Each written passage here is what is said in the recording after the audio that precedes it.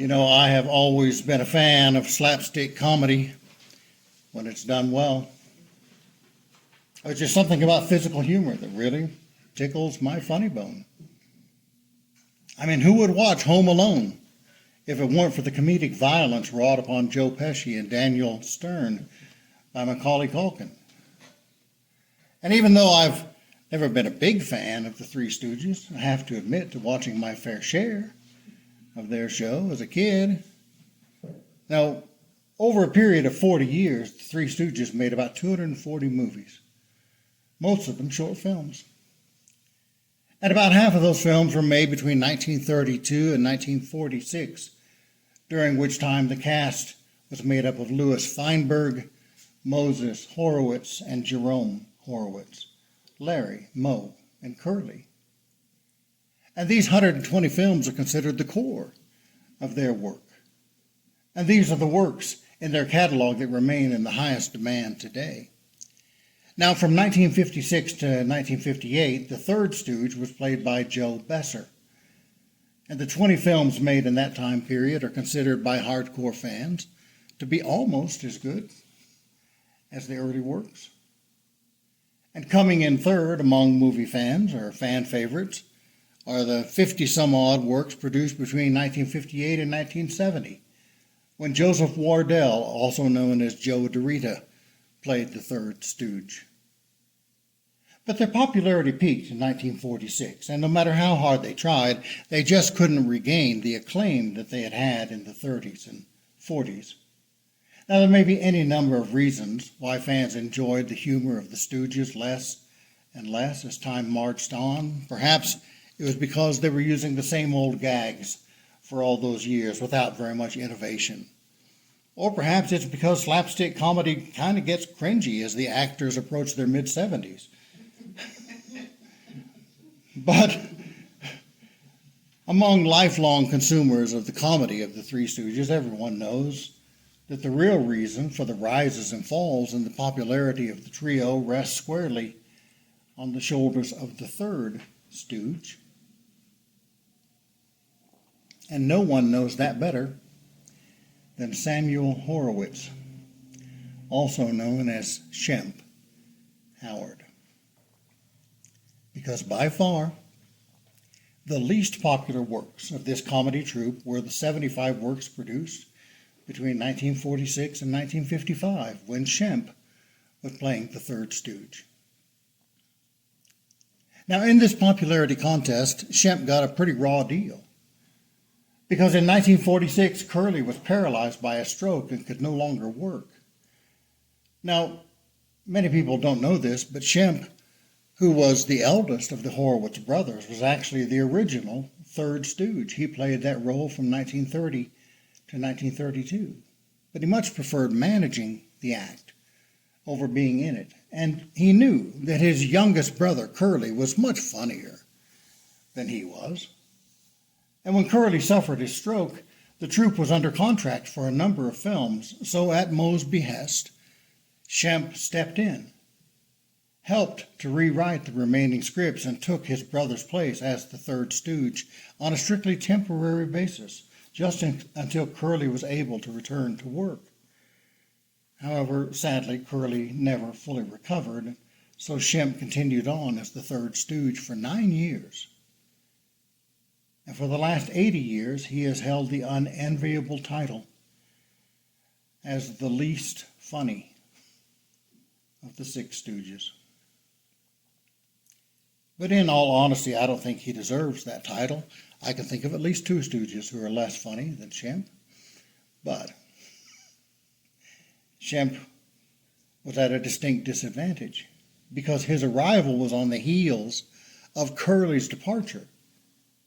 And his life as a Stooge is inexorably linked to Curly's death as a Stooge. And as such, in the Stooge universe, he bears the mark of Cain. Because he wasn't received like Seth after the death of Abel. He was received more like Truman after the death of FDR. Which means basically that people hated him not because he did anything wrong, but simply because he wasn't Curly. And that's a tough situation to be in, when people find you wanting simply because you aren't your brother. And I think it has to be even more poignant when the brother you're being compared to is your younger brother. But it could be worse. I mean, suppose that your younger brother, who is famous, popular, and beloved by all, dies at an early age. Because if you were compared unfavorably to him when he was alive, just imagine what it would be like when his fame in the wake of his death becomes legendary. Well, those were the circumstances under which Shemp Howard stepped into the limelight of the silver screen, and that's the mantle he bore for the rest of his life, even though it was Shemp, together with Larry Fine and Ted Healy, who had actually pioneered the Stooges franchise, and Shemp was the backbone of their business dealings. But, he could have had it worse. I mean, just imagine how it would have been for him if, in addition to everything else, his favored youngest brother had been the only child between his father and his stepmother after the death of his own mother. And then imagine what it would be like if his beloved younger brother didn't just die young, but died a martyr's death, brought about by the treachery of a close friend in a conspiracy between a crooked minister and a corrupt government. I mean, I can't even imagine what that would be like, but I know someone who can. James the Just, the brother of Jesus. Because James was the eldest of the children of Joseph the carpenter. But according to church history, sometime after the birth of his three younger brothers, Joseph, Jude, and Simon, and an unknown number of younger sisters, his mother, the wife of his father Joseph, died.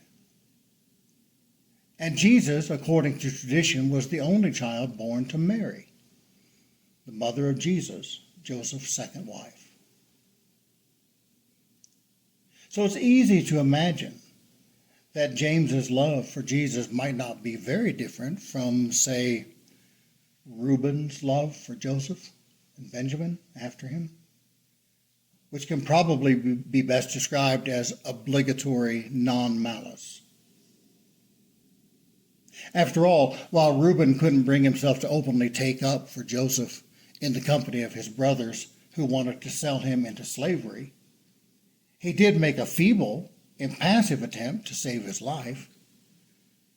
And he had the conscientious wherewithal to feel somewhat badly about it when he failed, but not badly enough to motivate him to take any further measures on his brother's behalf. I mean, he didn't try to retrieve Joseph or buy him back from the Midianites or anything like that. After all, the 11 remaining sons of Israel resented Joseph deeply. Not only was he at that time the only child of Israel and his favorite wife, Rachel, but he was destined to rule over his brothers, and he knew it. And with all this in view, I think one would be naive to imagine anything other than that the relationship between Reuben and his younger brother Joseph would be strained at best. And I think we can infer the same about the relationship between James and his younger brother Jesus, especially after the death of his father, Joseph of Nazareth. Indeed, we see evidence in this in the Gospels, which report to us that during his lifetime on earth, the members of Jesus' immediate family did not believe in him. As we read in John 7, 1 through 9, after this Jesus went about in Galilee. He would not go about in Judea because the Jews were seeking to kill him. Now the Jews' feast of booths was at hand. So his brother said to him, "Leave here and go to Judea, that your followers there may also see the works you're doing. For no one works in secret if he seeks to be known openly. If you must do these things, show yourself to the world." for not even his own brothers believed in him. Jesus said to them, "My time is not yet come, but any time is suitable for you.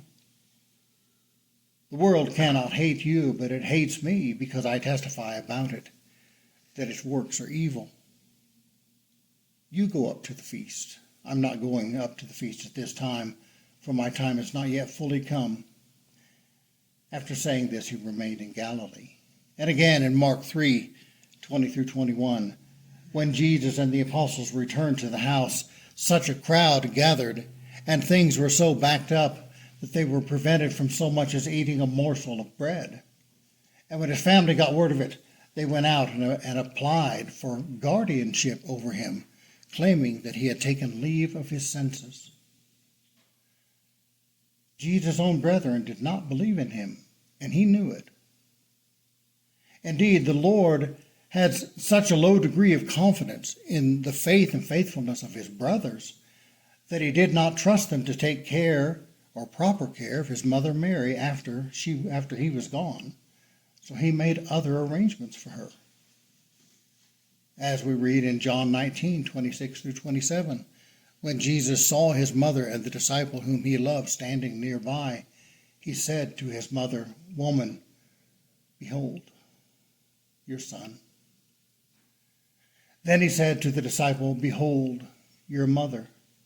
And from that hour the disciple took her into his own home. And within an hour or so of making these arrangements, Jesus had died. And at that moment, James would have been free to walk away. The women were taking care of Jesus' body. Joseph of Arimathea was covering the cost of interment. Jesus had released him from any legal obligation to his stepmother, Mary, before witnesses, a legally binding arrangement. He was free. He could have stepped out from under the shadow of his overachieving younger brother and gotten on with his life. He had a trade. He was head of household. His father's estate, such as it was now his. Fee simple absolute.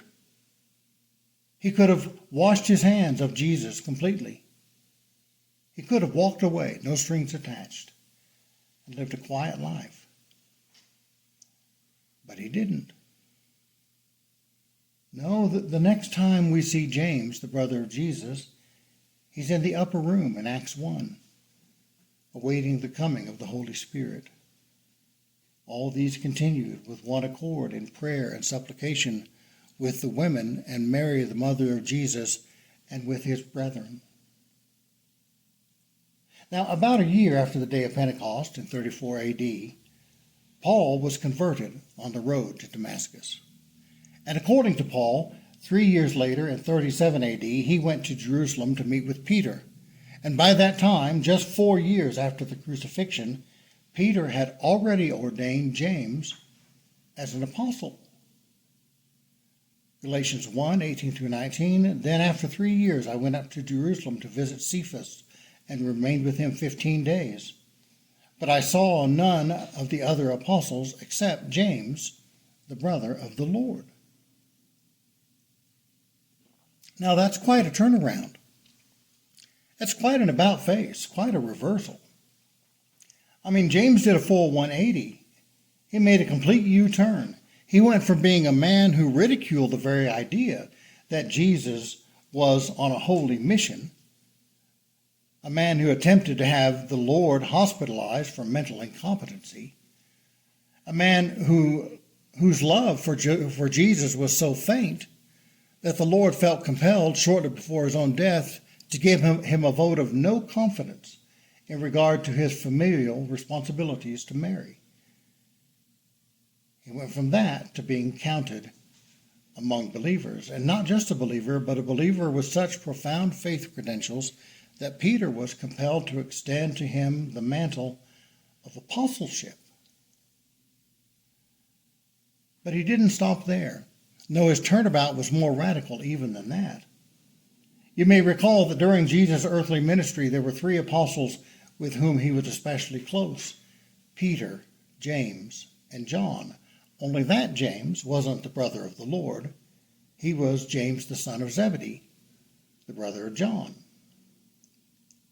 And it was this trio, Peter, James, and John, who alone were present with the Lord at key moments in his ministry.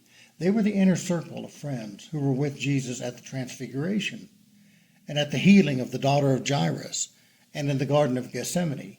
And it was to them alone that the Lord gave explicit details about the destruction of Jerusalem and his own return in glory. And when the day of Pentecost came and the church got underway, Peter, James, and John were the three musketeers, the three witnesses who stood at the core of the burgeoning church. And James, the brother of the Lord, deferred to them and submitted to their leadership, even though they were the family that Jesus chose to identify with over his own family, over his natural family.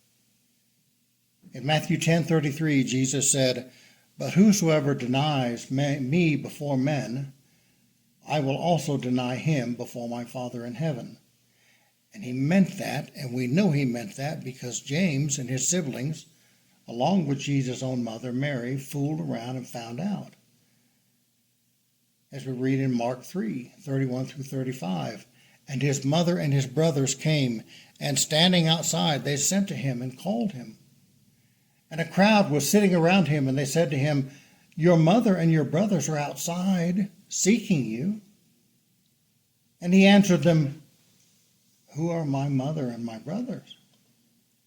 And looking about at those who sat around him, he said, 'Here are my mother and my brothers. For whoever does the will of God, he is my brother and sister and mother.'"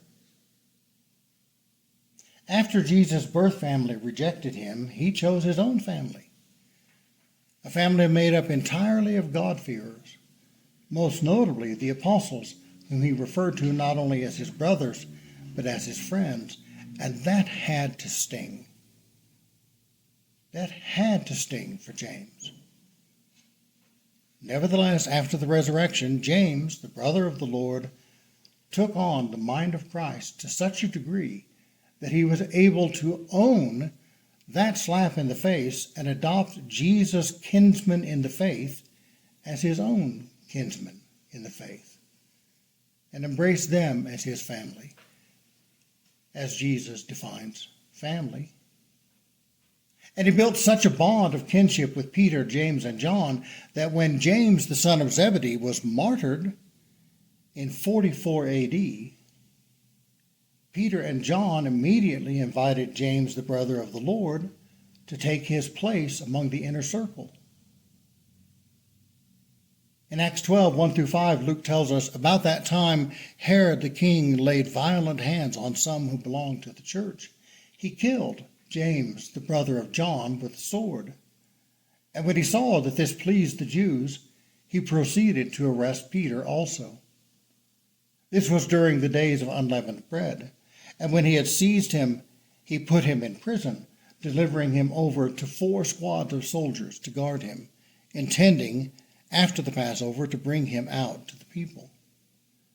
So Peter was kept in prison, but earnest prayer for him was made to God by the church." And you know the rest of the story, how it was that Peter was miraculously released from prison and came and found the church at prayer for him. But there's one detail in that story that may have escaped your attention. Acts 12:12 and following. "When he realized he wasn't dreaming, Peter went to the house of Mary, the mother of John, also known as John Mark, where many were gathered together and were praying. And when he knocked at the door of the gateway, a servant girl named Rhoda came to answer. She recognized Peter's voice, but in her joy she did not open the gate, but ran in and reported that Peter was standing at the gate. They said to her, 'You're out of your mind.' But she kept insisting that it was so, and they kept saying, 'It is his angel.' But Peter continued knocking, and when they opened, they saw him and were amazed. But motioning to them with his hand to be silent, he described to them how the Lord had brought him out of prison, and he said, 'Tell these things to James and to the brothers.' And then he departed and went to another place. And from that day forward, James, the brother of the Lord, was the James in the trifecta of the uppermost leadership team of the church: Peter, James, and John. And just 3 chapters later, in Acts 15, James, the brother of the Lord, had been so thoroughly integrated into this upper echelon of the church that he, rather than Peter, had assumed the role as the bishop of the Jerusalem church. Now, how do you account for that? How do you account for such a change in a man? How do you explain that kind of turnaround? How do you reckon James, the brother of the Lord, as he is portrayed in the Gospels, with the same man as he is portrayed in the book of Acts? How did James overcome not just his disbelief in Christ, but the enmity between himself and his youngest brother? How did James let go of the history and turn his face toward the future to press on to the goal? Well, I think at least part of the answer to that question is given to us by the Apostle Paul in 1 Corinthians 15, 3-7, where he says, "For I delivered to you as of first importance what I also received, that Christ died for our sins in accordance with the Scriptures, that he was buried, that he was raised on the 3rd day in accordance with the Scriptures, and that he appeared to Cephas, then to the 12. Then he appeared to more than 500 brothers at one time, most of whom are still alive, though some have fallen asleep. Then he appeared to James." But to all of the apostles. According to Paul, among the 12 post-resurrection appearances of Christ that we know about, one of those appearances came in the form of a private audience with James. And the great majority of Bible scholars are in agreement that the James in question here is not James, the son of Zebedee, but James, the brother of the Lord. And if that's right, if the 9th post-resurrection appearance of Christ was to his eldest brother, James, then that would explain a lot. Indeed, I don't know how else to explain such a quick change in the disposition of a man than by a face-to-face encounter with the Lord. That's what it took for Paul. And from all appearances, that's what it took for James as well. Now, I wish I had more information about all the post-resurrection appearances of Christ, because the reporting on all of these appearances is really very terse, giving us just the briefest of thumbnail sketches of what happened. But among all the post-resurrection appearances of Christ, the one that gets the least ink in the pages of Scripture is the Lord's appearance to his brother James. In the King James Version of the Bible, this event gets only 7 words. After that, he was seen of James. But in the original Greek, this phrase is only 3 words in length, 16 characters in all. But those 16 characters actually say quite a bit.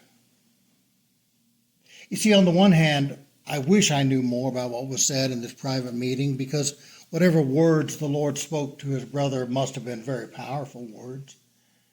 Indeed. But in a way, I'm grateful that we don't have a record of what was said, because there are some things that cannot be fully communicated in words. In Psalm 42, 6-8, the psalmist proclaims, "When my soul is downcast, I do not call up thoughts of Jordan or Hermon or Mount Mizar. I turn inward, where your breakers roar, where your waves cascade over my soul, where deep calls unto deep, and I commune with you. The Lord sends me his faithful love by day, and when I pray to God, the only God I have ever known, he sends me songs in the night." And in Romans 8:26, Paul says, likewise, the Spirit helps us in our weakness, for we do not know how to pray as we ought, but the Spirit himself intercedes for us with groanings which are too deep for words. 8 years ago, and some of you may remember when this happened, I went down to Houston to spend a few days with a friend of mine, a young man whom I had baptized as a teenager, a true son in the faith, Memo Morales, who quite suddenly fell very ill and had been given a very dim prognosis. And when I walked into his room at MD Anderson, it was the first time we had been in the same room together for 14 or 15 years. And it was the end of a long day for both of us. I had preached here that morning, and then had flown from Steamboat Springs to Denver to Houston, where I got a rental car and drove directly to the hospital, arriving there about 9 that night. So I was pretty worn out. And he was worn out from a day of too many visitors and too much talking, and because he was very, very sick. But we were both so aglow with joy at seeing each other that we just knew.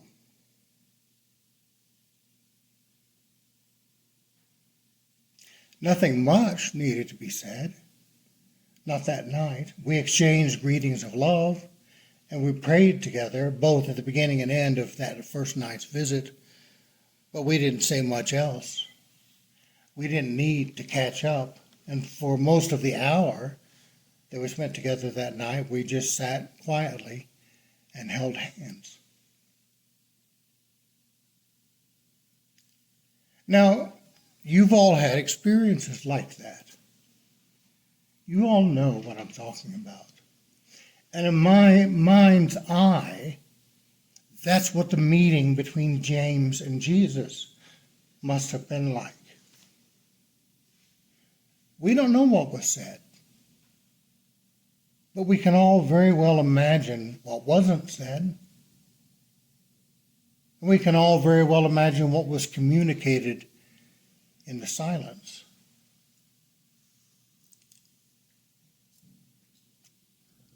And with all that in view, it should not surprise us that when that hour came to an end, James walked out of that room a true disciple of Christ. Now, that isn't the whole story on the life of James. You may recall that 10 or 12 years ago, I did a sub-series of lessons on the question of church unity. Lessons number 336 through 344 in the Life of Christ series. And in those lessons, I was pretty rough on James, the brother of Jesus, for how quick he was to sacrifice the life of Paul in order to preserve the unity of the church in Jerusalem.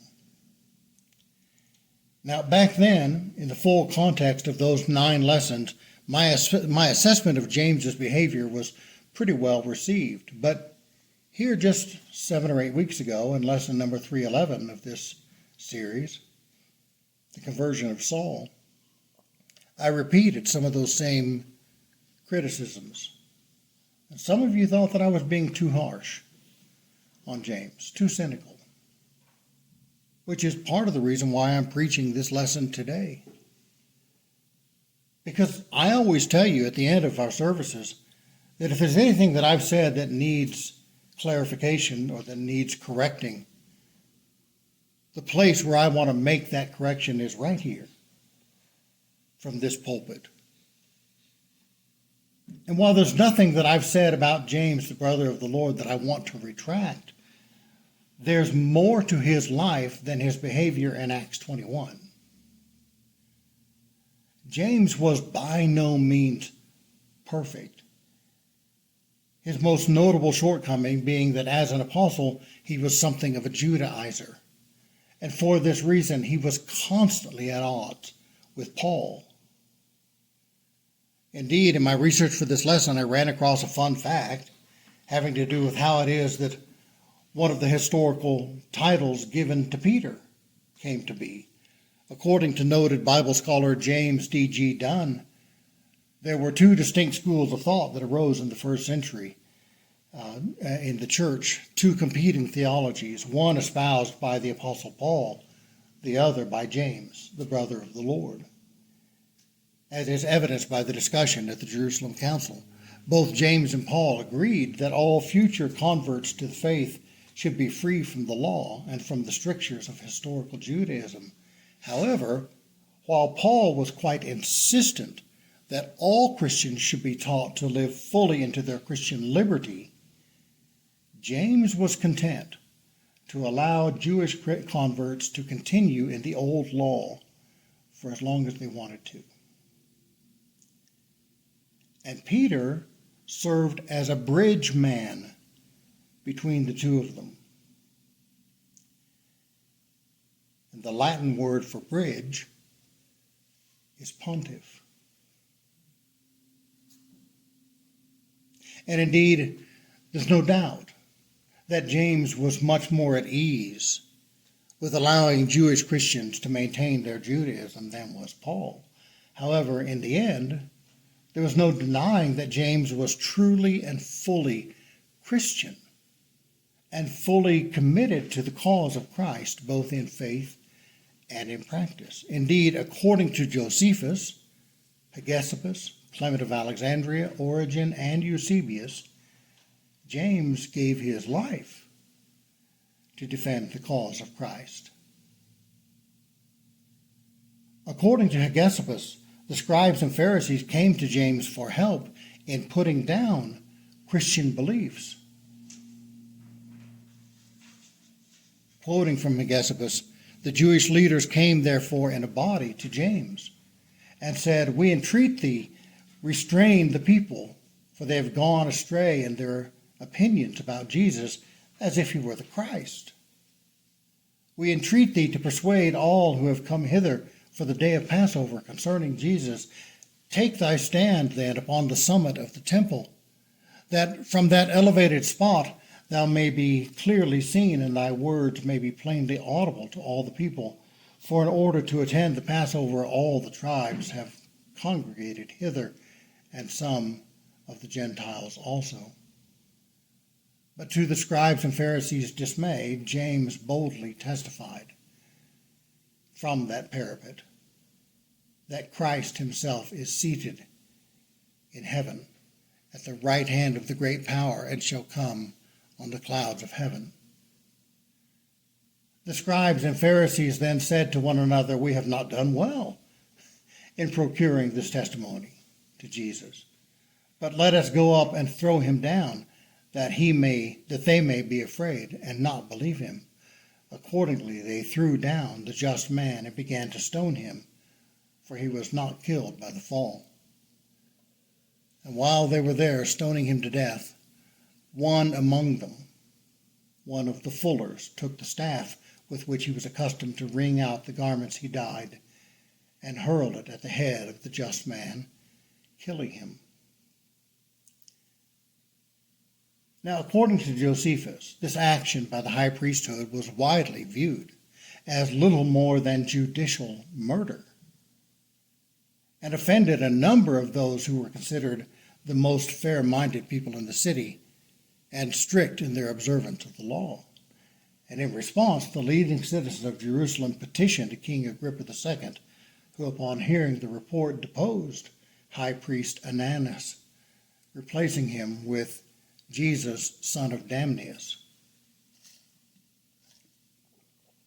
And Eusebius wrote that the more sensible even of the Jews were of the opinion that the death of James was the cause of the siege of Jerusalem, which happened to them immediately after his martyrdom for no other reason than their daring act against him. And he quotes Josephus as saying, "These things happened to the Jews to avenge James the Just, who was the brother of Jesus, that is called the Christ. For the Jews slew him, although he was a most high or a most just man." And I have to say that's a pretty good epitaph. When historians, both Christian and Jewish, think so highly of you that they state for the record that you were righteous and upright to the degree that your unjust death brought about the fall of the state, implying that divine retribution was taken on your behalf, those are pretty strong words. Now that is an extremely condensed history of the life of James, the brother of the Lord, but it includes just about all the information we actually have about him and his life, which life was complicated. Because though he finished the race well, all along the way, he repeatedly found himself to be the odd man out. The firstborn of the son of Joseph, the firstborn son of Joseph the carpenter, but odd man out in his own family in the shadow of the firstborn Son of God. Chosen to be an apostle of Christ, but not until the Lord had ascended into heaven. He stood alone to defend the right of the Christians in Jerusalem to keep the tenets of Judaism, a position that makes him odd man out among almost all Christian theologians throughout history and to this day. He wrote one of the epistles of the New Testament, which was 1,700 words in length, odd man out in the light of Paul's 13 epistles and Luke's 37,000 words. He was the bishop of the largest church in the world in the first century, the Church of Jerusalem, which church could not support itself financially and had to be bailed out of its financial difficulties by Paul and the 15 or so congregations that he planted. Paul respected the office that James held as Bishop of Jerusalem, even to the point that he obeyed James' orders, even when doing so meant certain arrest and imprisonment for himself. But he had such a low personal opinion of James that he made a point of telling the whole world by way of his letter to the Galatians that neither Peter nor James could teach him anything he didn't already know.